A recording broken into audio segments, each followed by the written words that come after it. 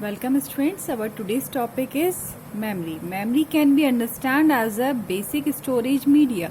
It is a basic storage media for any device.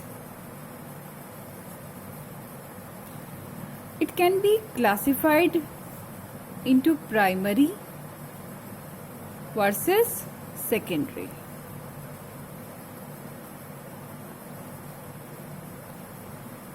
Primary memory are those memory which can be accessed by the CPU. It can be accessed by the CPU directly. And the secondary memories, that is the auxiliary memory and attached in the main memories. These are basically the auxiliary. It simply means for example, like you are just getting on the cell phone, then your main functions are directly, you can access directly the main functions of your cell phone. Primary memory is still inside your cell phone, right? But in case of secondary memory, that is the auxiliary memory, we can attach this memory to increase the storage. आपने अपने phone में memory card लगाया,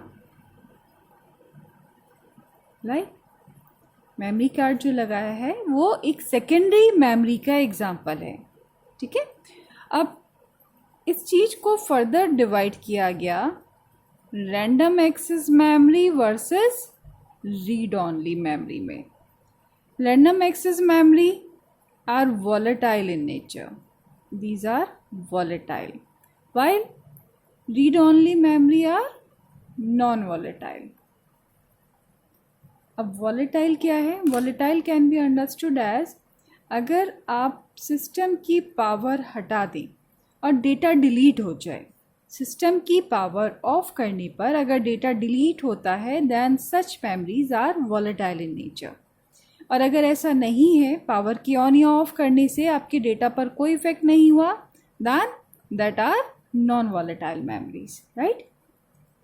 सो the RAM, random access memory, which will be divided in terms of static versus dynamic.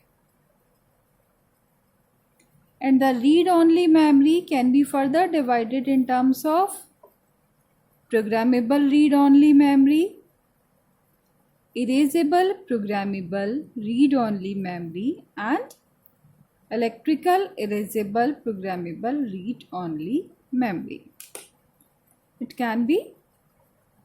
It is the programmable. Such PROM can be programmed only once. अगर आपके पास PROM की IC है तो आप उसे केवल एक बार उसमें सॉफ्टवेयर प्रोग्राम कर पाएंगे. अगर आप इस सॉफ्टवेयर को एडिट करना चाहते हैं तो ये PROM की ICs के साथ पॉसिबल नहीं होगा. It is only one time programmable IC.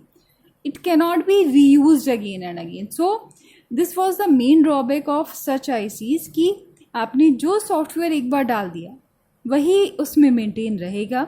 अगर उसे एडिट करना है, then we have to change the IC.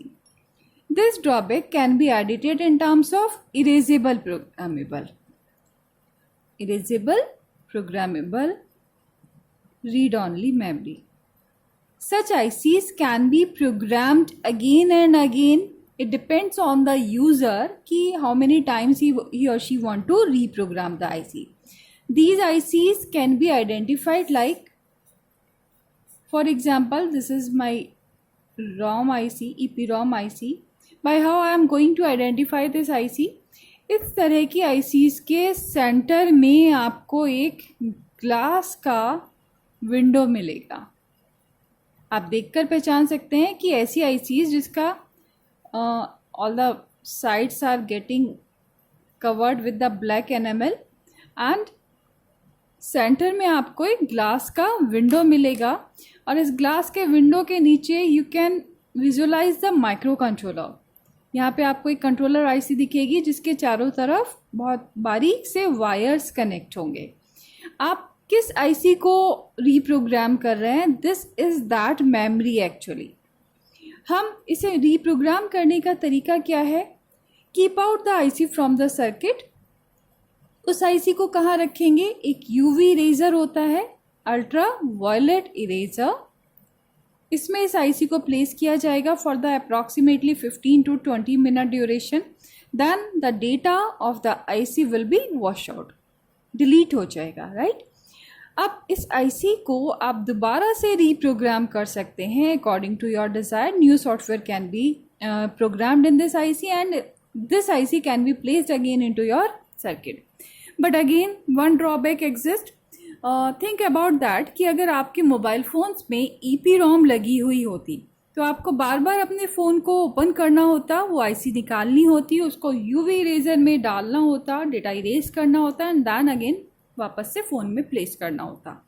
इस ड्रॉबैक को रिमूव किया गया electrical erasable programmable read only memory के through. This IC can be programmed electrically. आपको इसे सर्किट से बाहर निकालने की ज़रूरत नहीं है, किसी यूवी लाइट की ज़रूरत नहीं है. आप थ्रू द इलेक्ट्रिक पल्सेस या electric current we can erase the data either in slot form, partial form और द कंप्लीट आईसी. ये भी इसका एक एडवांटेज है कि आप इस आईसी को, इट इज़ नॉट नेसेसरी कि इसका कंप्लीट डेटा ही हम एक बार में वॉश आउट करें या डिलीट करें. हम इसके डेटा को पार्शियल फॉर्म में भी डिलीट कर सकते हैं. और अब आते हैं static versus dynamic random access memory पर. रैंडम एक्सेस मेमोरी को आप इस तरह से समझेंगे, RAM which was divided into two parts, static and dynamic.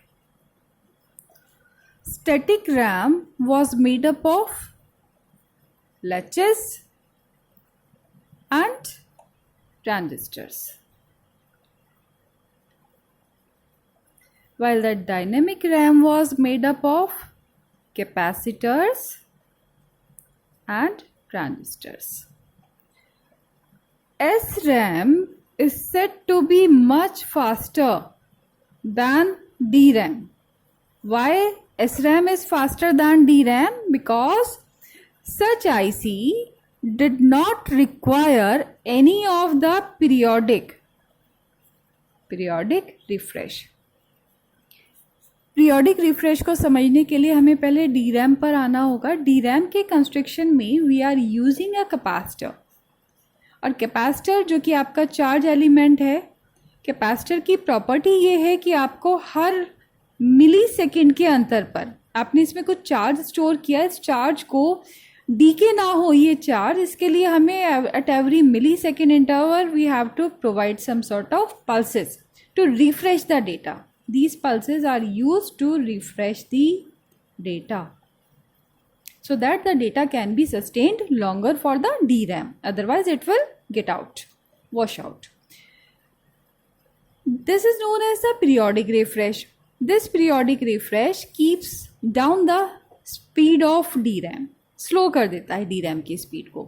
इस चीज़ को SRAM में हमने किस फॉर्म में डेटा को स्टोर किया है? In terms of latches. Latches was the basic memory element. Latches and flip-flop for the basic memory elements. So we are storing the data in terms of latches and transistors. So it is the faster memory in comparison to the DRAM. And this memory is basically used as cache memory too. So it was the complete scenario of your memories, the ROM versus the RAM. Thank you.